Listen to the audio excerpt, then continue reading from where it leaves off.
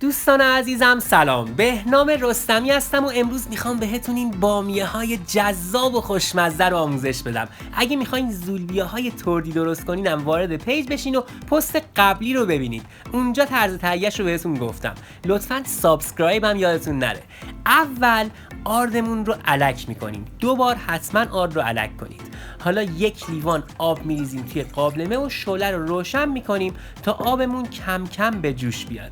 بعد 20 گرم کره یا 1.5 قاشق غذاخوری کره بهش اضافه میکنیم. 2 قاشق هم شربت بار میریزیم توش. طرز تهیه شربت بارم توی همون پست آموزش زولبیا هست، حتما ببینیدش.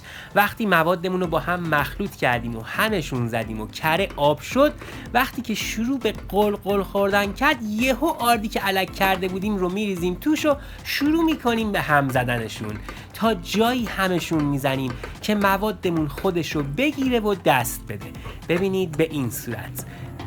شعلمون هم باید کم باشه و با حرارت کم موادمون رو هم بزنیم تا موادمون دست بده. ببینید الان آماده است. وقتی به این مرحله رسید میذاریمش کنار تا 1 ساعت بمونه و سرد شه.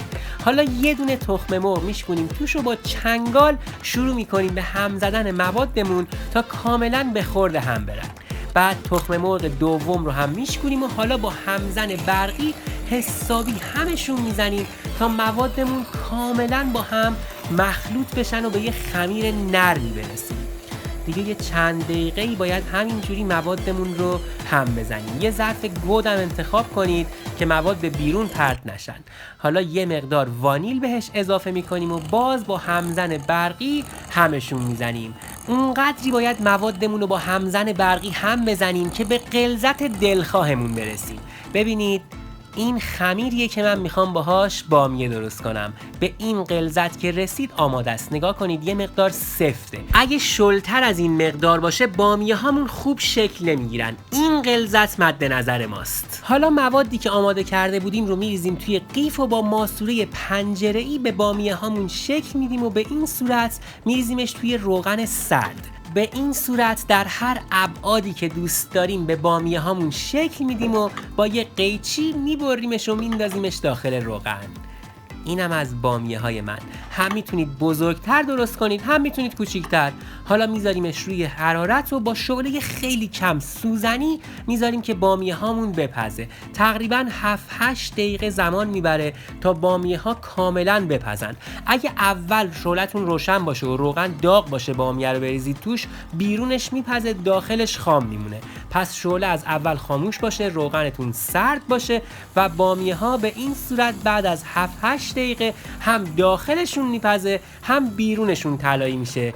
اینم از بامیه های ما. ببینید چقدر خوشگل و جذاب شده. حالا میاریمش بیرون و صبر میکنیم تا روغنش کاملا بچکه و ازش خارج بشه. ببینید چه بامیه های خوشگلی شد. شما هم حتما درستش کنید.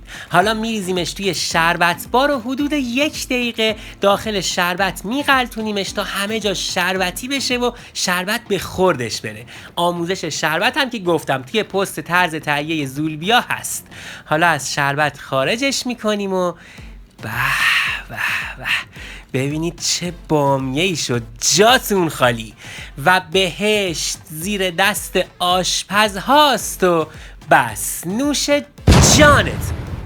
مقدار مواد لازم برای درست کردن بامیه هم این هاست: 110 گرم یا 1 لیوان فرانسوی آرد، 1 لیوان آب، 2 قاشق غذاخوری شربت بار، 20 گرم یا 1.5 قاشق غذاخوری کره، 2 تا تخم مرغ و نصف قاشق چایخوری وانیل. لطفاً اگه این پست رو دوست داشتین، برای حمایت از من و دیدن آموزش‌های بیشتر حتما این صفحه رو سابسکرایب کنید، این پست رو لایک کنید و نظراتتون رو برام بنویسید.